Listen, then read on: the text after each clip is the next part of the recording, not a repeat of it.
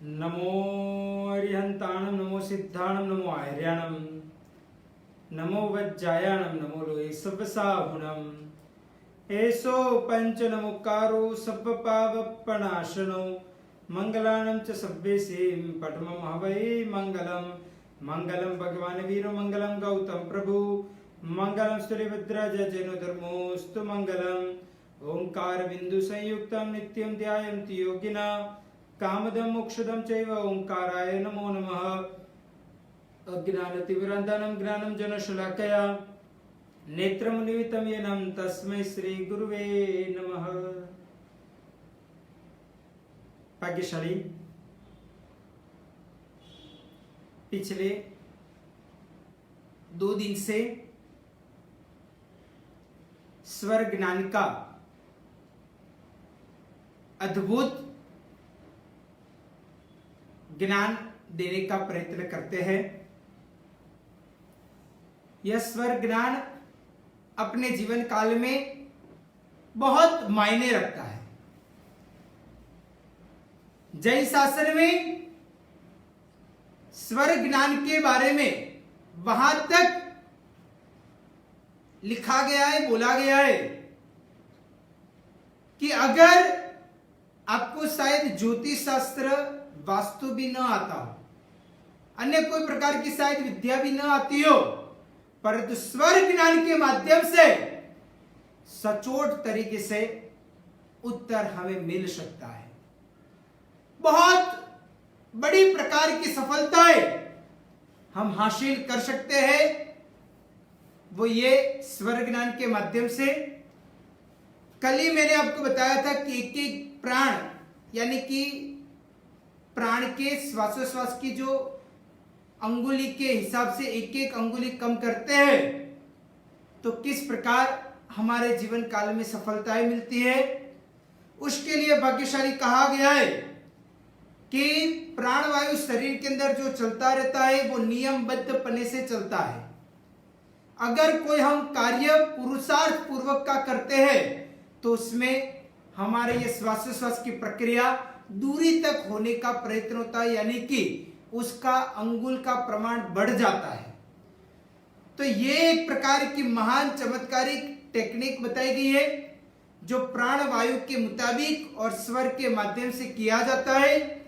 कहा गया है कि जनरली हमारे प्राण की जो गति होती है वो 10 अंगुल की होती है, परंतु घर के बाहर कोई अलग वातावरण के अंदर जाते हैं तो शायद वो प्राण की गति 12 अंगुल की हो जाती है।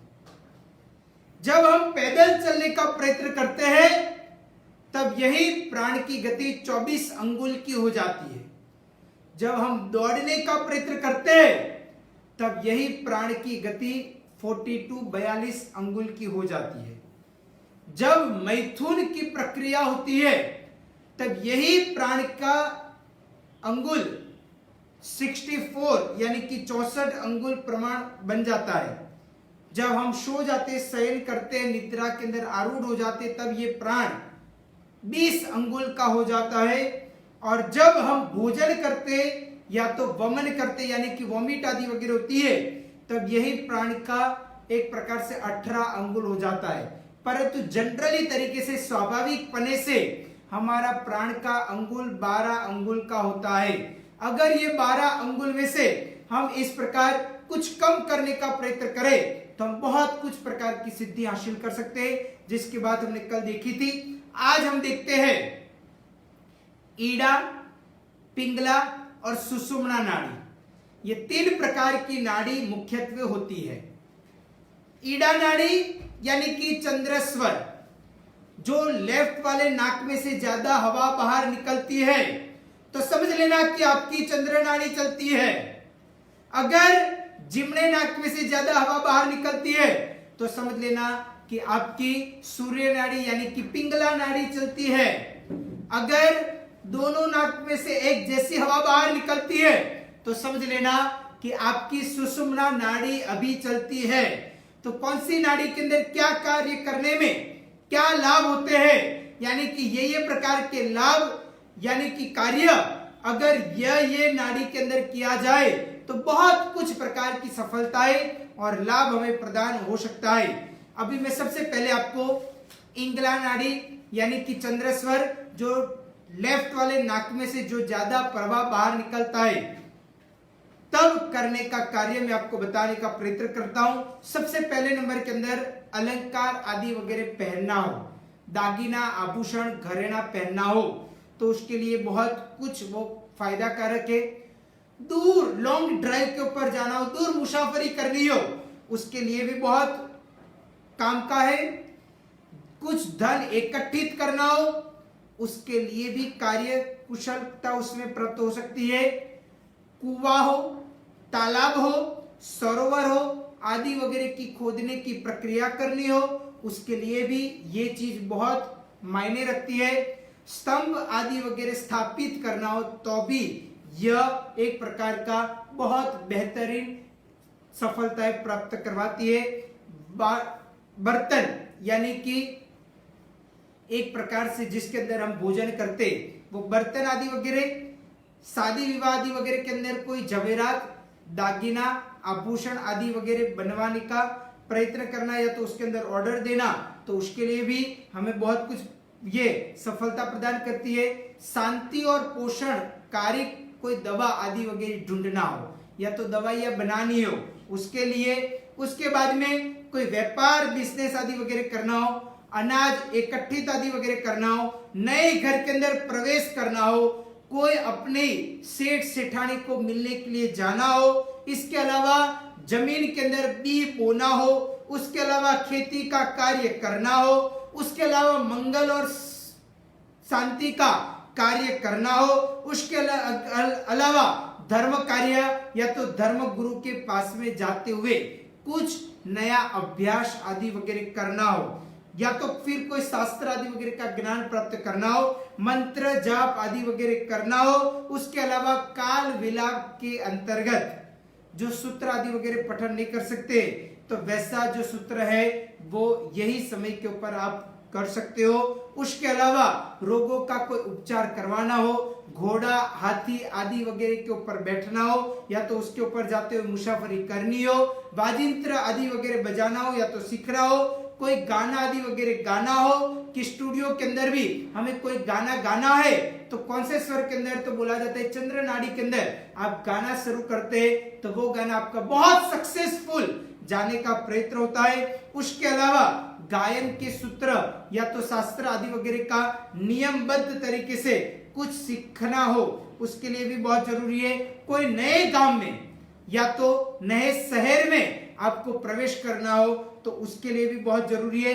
कोई कॉन्ट्रैक्ट आदि वगैरह किया हुआ हो उसके ऊपर साइन आदि वगैरह करना हो, कोई धान्य लकड़ा आदि वगैरह इकट्ठित करना हो, उसके अलावा देव देवी की प्रतिष्ठा करवानी हो या तो फिर देवी देवता का जो मंदिर आदि वगैरह बनाना हो उसका खात मुहूर्त आदि वगैरह करना हो, कोई मकान बनाना हो, कोई फ्लैट बनाना हो, कोई प्रकार का बंगला बनाना हो, कोई भोजनशाला बनानी हो, ऐसा प्रकार का कोई भी नव निर्माण करते हुए कोई बड़ा बिल्डिंग बनाना हो तो उसके खात मुहूर्त के वक्त के अंदर भी ये बहुत जरूरी बोला जाता है। और मंदिर के ऊपर जो ईड़ा लगाया जाता है तो वो इंडू जो लगाया जाता है तो वो भी एक प्रकार से कहा जाता है कि चंद्रेश्वर के अंदर लगाए तो बहुत कुछ सफलताएं हासिल होती है।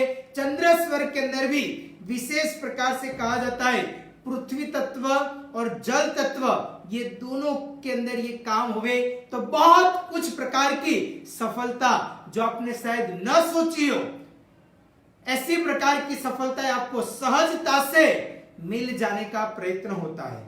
अगर समझ लो कि बुखार आया हो और चंद्रेश्वर के अंदर जल तत्व अधिक से अधिक हमारा रहे, वैसा प्रकार का हम प्रयत्न करें तो वो बुखार भी आपका बहुत जल्द समय के अंदर दूर हो जाएगा, शीघ्र बुखार आपके शरीर में से दूर हो जाएगा।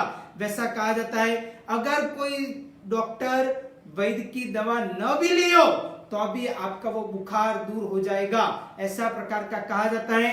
वैसे ही आज के जमाने के अंदर कोरोना हुआ है तो अगर कोरोना के वक्त के अंदर भी चंद्रेश्वर के अंतर्गत जल तत्व चलता हो तो फिर आसानी से आपको इस प्रकार का ये प्रक्रिया के माध्यम से कोरोना दूर हो सकता है।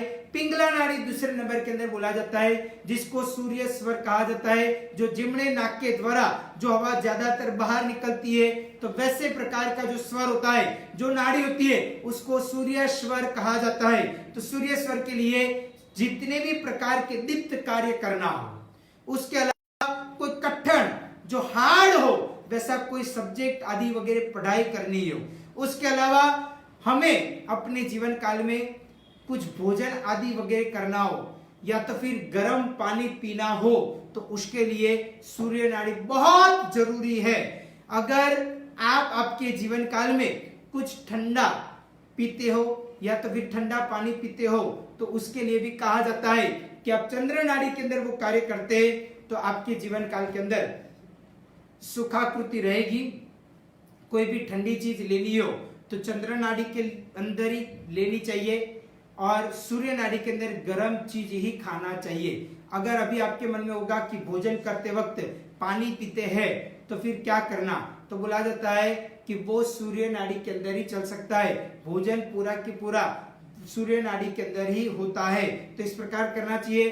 कोई वाहन जहाज आदि वगैरह के अंदर मुसाफरी करनी हो, कोई भैरव हनुमान या तो अन्य प्रकार के जो जैनोत्तर लोग एक प्रकार से इस प्रकार का, यानी कि जैनों के अलावा लोग इस प्रकार की साधना आराधना करते, तो उनके लिए भी ये बुलाया जाता है। ऐसे ही कोई देवी देवता जैसे घंटाकर महावीर हो, माणिभद्र वीर हो, उनकी भी साधना करनी हो तो सूर्य स्वर के अंदर वो बहुत हमें अच्छी सफलताएं दिलाता है। शास्त्राभ्यास करना हो या तो फिर कोई जगह पे जाना हो, उसके लिए भी ये बेहतरीन स्वर बोला जाता है।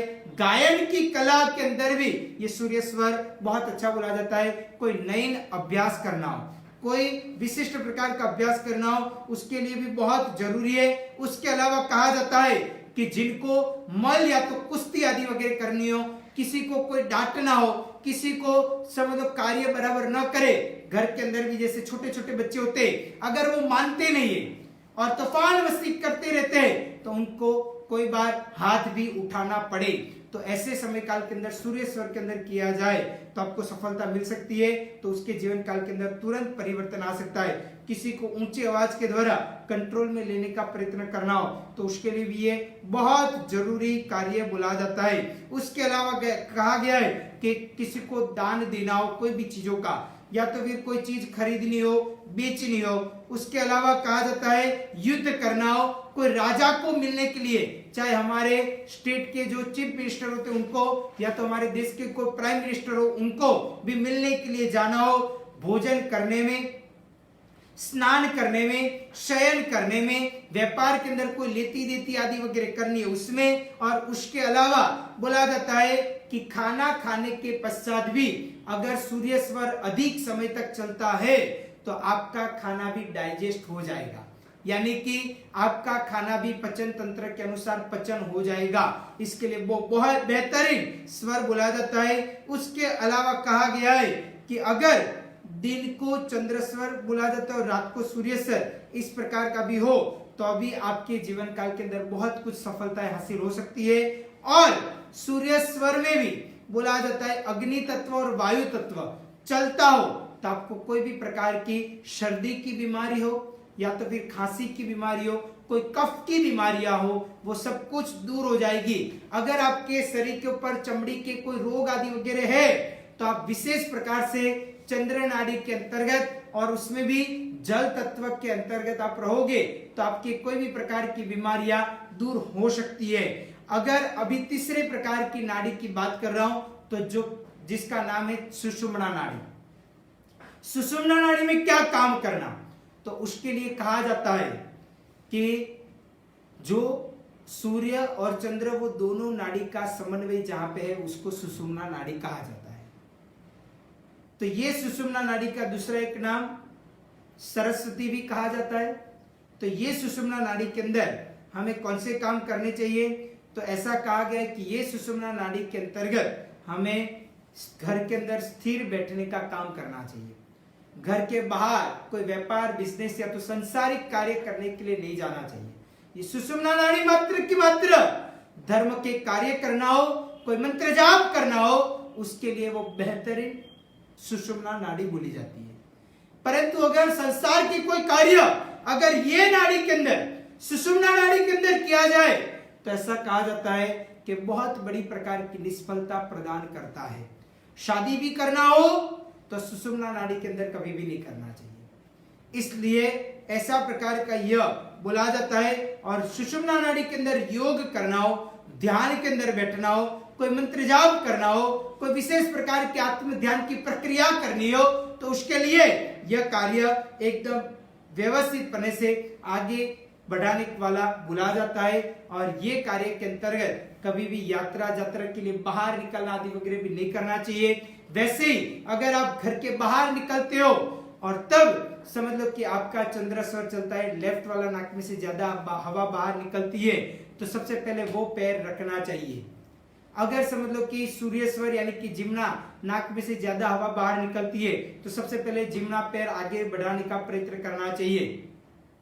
परंतु अगर सुषुम्ना नाड़ी चलती है तो थोड़े समय के लिए घर पे बैठ जाना वही हितावह बुला जाता है। नहीं तो फिर बाहर जाओगे तो शायद कोई ना कोई प्रकार की निष्फलता है, या तो एक्सीडेंट, या तो कोई ना कोई प्रकार की गंभीर प्रक्रिया या तो घटना भी घट सकती है, अनहोनी कोई घटना भी घट सकती है। इसलिए ये सभी बाबतों का विशेष ध्यान हमें अपने जीवन काल में रखना चाहिए। ये 3 प्रकार की नाड़ी के अनुसार अगर आप अपना का जीवन जीते हो, तो याद रखना कि आपको कभी भी डॉक्टर के पास, वैद्य के पास जाने की जरूरत नहीं पड़ेगी।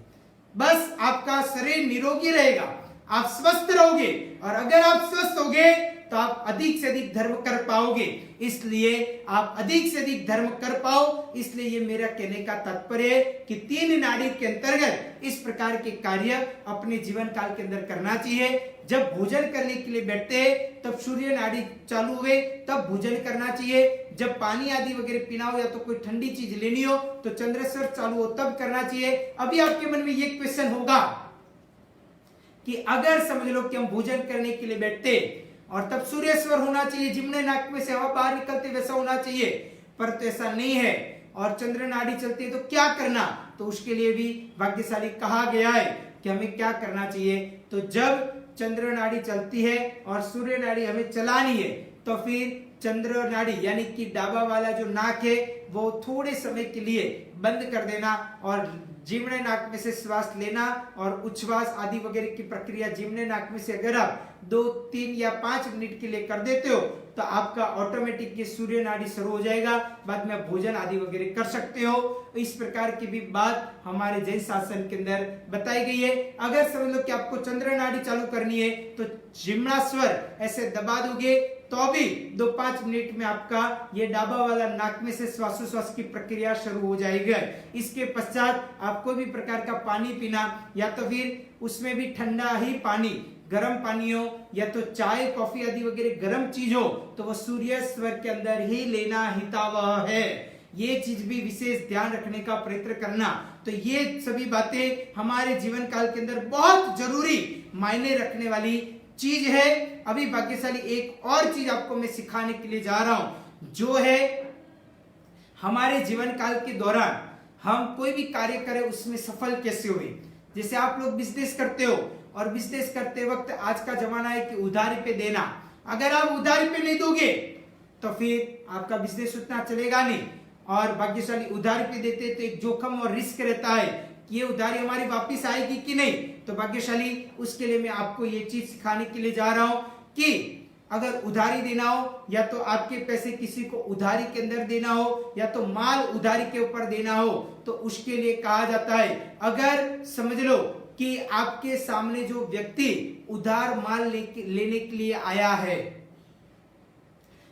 तो वो व्यक्ति समझ लो कि सामने बैठा हो और वो वक्त आपका लेफ्ट वाला नाक चलता हो, यानी कि लेफ्ट वाले नाक में से ज्यादा हवा बाहर निकलती हो, तो ऐसा कहा जाता है वो व्यक्ति सामने बैठा हो, वो व्यक्ति लेफ्ट साइड आपकी थोड़ा सा लेफ्ट साइड भी हो या तो फिर समझ लो कि थोड़ा ऊंचाई पर हो, तो उनके लिए वो कार्य करने में यानी कि वो सामने हो या तो लेफ्ट साइड हो या तो थोड़ी ऊंचाई के ऊपर हो, तो वो वक्त के ऊपर अगर हमारी चंद्र नाड़ी चलती है तो भाग्यशाली वो कार्य में बेफिक्र उनको देने का प्रयत्न करो। आपका माल जरूर वापस आएगा, या तो फिर आपको पैसा वापस मिल जाएगा।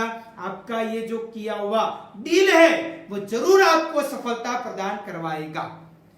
परंतु अगर समझ लो कि वो व्यक्ति जिमनी साइड बैठा है, या तो फिर वो थोड़ा पीछे की साइड है, या तो फिर वो थोड़ा नीचे बैठा हुआ है, हमारे से थोड़ा नीचे है हाइट में, तो ऐसा कहा जाता है वो व्यक्ति के ऊपर हमारा अगर जिम्ना स्वर चलता हो और वो भी जिमनी साइड हो, तो ऐसा कहा जाता है कि उनके साथ की हुई डील हमें बहुत कुछ सक्सेसता सफलता प्रदान करवाती है।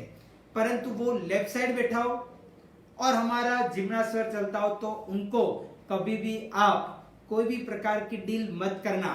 चाहे वो जमीन की डील करो, चाहे वो बिजनेस की डील करो, चाहे कोई भी प्रकार की डील करो, तो उसके लिए निष्फलता मिल सकती है। उसके अलावा उनको कोई उधारी पे माल दिया तो आपको वो भूल जाने के दिन आ सकते हैं। इसलिए ये बाबतों का विशेष ध्यान रखना चाहिए। सही दिशा हो और सही स्वर चलता हो तो आपको सफलता जरूर प्रदान होगी, परंतु गलत दिशा हो और गलत स्वर चलता हो, यानी कि जिस दिशा में वो बैठा हो उससे विपरीत स्वर अगर चलता है तो आपको जरूर निष्फलता मिलेगी। इस प्रकार का ये कहा जाता है। तो भाग्यशाली अपने जीवन काल में इस प्रकार ये चीजों का विशेष ध्यान रखना चाहिए। अभी मैंने आपको जो जल तत्व, पृथ्वी तत्व, अग्नि तत्व वगैरह की बात कही, वो कैसे चेक करना, वो कैसे देखना, उसकी बाबतों का विवरण हम कल के प्रवचन के अंदर देखेंगे। अभी आज हम देखते हैं कि तुला राशि वाले जिनके नाम के अक्षर है र और त के ऊपर से शुरुआत होता है, उन भाग्यशाली का सामान्यतः फलादेश क्या हो सकता है उसकी बात हम देखते हैं। तो भाग्यशाली ऐसे प्रकार के लोग समय के अनुसार उनका भी शौक बदलता रहता है, क्योंकि तुला राशि यानी कि एक प्रकार की चर राशि बोली जाती है। तो ये चर राशि वाले व्यक्ति का शौक एक ही होना चाहिए वैसा जरूरी नहीं है, वो बारी बारी से चेंज होता रहता है। यानी कि जैसा जमाना चलता है वो हिसाब से उसका शौक भी बदलता हुआ रहेगा, वैसा प्रकार का वो व्यक्ति रहता है। उनकी कल्पना शक्ति भी अजब गजब की होती है, वो पहले से परिणाम अपने मगज के अंदर स्पष्ट करके बैठ जाता है। दूसरे नंबर के अंदर कहा जाता है कि ऐसे प्रकार के व्यक्ति अन्याय सहन नहीं कर सकते, और वैसा प्रसंग के ऊपर वो कोई बार कई बार ऐसे प्रसंग के ऊपर भी वहां पे सलाह सामने वाला न भी मांगता हो तो अभी सामने से सलाह देने का प्रयत्न ऐसे तुला राशि वाले व्यक्ति जनरली तरीके से देने का प्रयत्न करते रहते हैं। जो ये तुला राशि वाले व्यक्ति होते हैं उनका वहीवट एकदम साफ सुथरा और एकदम क्लियर होता है। उनकी जो भी योजना होती है वो एकदम क्लियर होती है। अनेक बार सोचते वो आयोजन करने का प्रयत्न करते। अगर उनके आयोजन के हिसाब से हम चले तो ऐसा कहा जाता है कि हमारा भी बेड़ा पार हो सकता है। उसके अलावा कहा जाता है कि ऐसे तुला राशि वाले व्यक्ति लंबी चर्चाओं के अंदर कभी भी उसके अंदर वो उसको टालने का ही प्रयत्न करते, उसमें जाने का प्रयत्न नहीं करते। और ऐसे तुला राशि वाले व्यक्ति दलील आदि वगैरह उसके जीवन काल के अंदर बहुत नैवत या तो वो विशेष दलील आदि वगैरह करने वाले नहीं होते। दलील शक्ति का उनके अंदर एक अभाव होने का प्रयत्न हो सकता है। उसके अलावा कहा जाता है कि ऐसे प्रकार के व्यक्ति को शुक्र उसका स्वामी है तुला राशि का, इसलिए तुला राशि वाले व्यक्ति को विजातीय आकर्षण विशेष प्रकार का होता रहता है। परंतु कई बार उनके मन के अंदर एक भय होता है, क्योंकि सूर्य तुला राशि के अंतर्गत नीच का होता है। इस कारण से उनके जीवन काल के अंदर कई बार भय होता है कि मैं शायद समाज के बीच में कहां पे पकड़ा गया, बदनामी हो गई। उसका डर उसको हर पल हर समय खाने का प्रयत्न करता रहता है। तो ऐसा प्रकार का उनके जीवन काल के अंदर होता है। और कई बार वो व्यक्ति ऐसे कार्य करते करते हुए पकड़े भी जा सकते, बदनाम भी हो सकते हैं। उन व्यक्तियों को नौकर चाकर का सुख अधिक हो सकता है जिनकी राशि तुला है।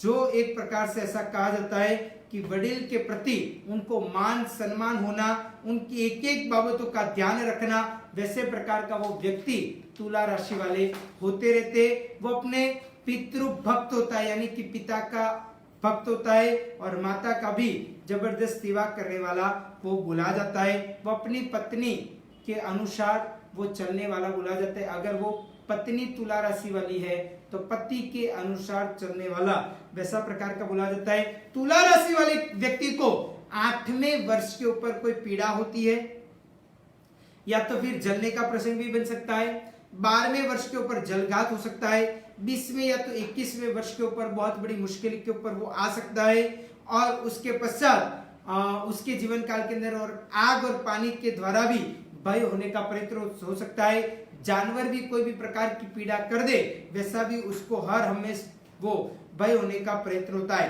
तुला राशि वाले व्यक्ति पैसा देते हुए भी प्रतिष्ठा खरीदने का कई बार प्रयत्न करते रहते हैं।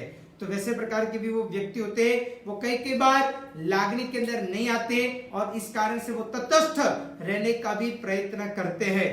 एकंदरे एक प्रकार से ऐसा कहा जाता है कि तुला राशि वाले व्यक्ति वो निरोगी होते हैं, परंतु अंदर से कोई ना कोई प्रकार का रोग और पीड़ा उनके जीवन काल के अंदर होने का प्रयत्न होता है। और ऐसे प्रकार के व्यक्ति, तुला राशि वाले व्यक्ति, ऐसा कहा जाता है कि लंबे समय तक उनके शरीर के ऊपर रोग होने का भी प्रयत्न होता है, यानी कि लंबे समय तक वो रोगों को संग्रहित करने का प्रयत्न करते हैं। सामान्य तरीके से तुला राशि वाले को गुप्त अंग हो, पेट हो, कमर आदि वगैरह की तकलीफ होने का प्रयत्न हो सकता है।